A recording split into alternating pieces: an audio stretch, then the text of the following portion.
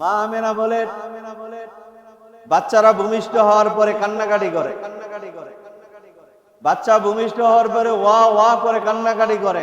উনি বলেন মুহাম্মদুর রাসূলুল্লাহ সাল্লাল্লাহু আলাইহি সাল্লাম আমার গর্ভ থেকে যখন দুনিয়ায় আসলো সেজদারত অবস্থায় আসছে, আর আল্লাহ তাআলার প্রশংসা ওনার জবান দিয়া সর্বপ্রথম বের। কোন কোন রায়াত আসছে শব্দগুলো এমন ছিল, আল্লাহু আকবার কাবীরা, সুবহানাল্লাহি বুকরাতাও আলহামদুলিল্লাহি হামদান কাসীরা, সুবহানাল্লাহি বুকরাতাও ওয়াসিলা। এই শব্দগুলো নবীজির জবান দিয়ে বের হইছে। সুবহানাল্লাহ। এগুলি কি পালন করা সম্ভব? কথা কয় না। এগুলি আলোচনা করা যায়, এগুলি পালন করা যায় না।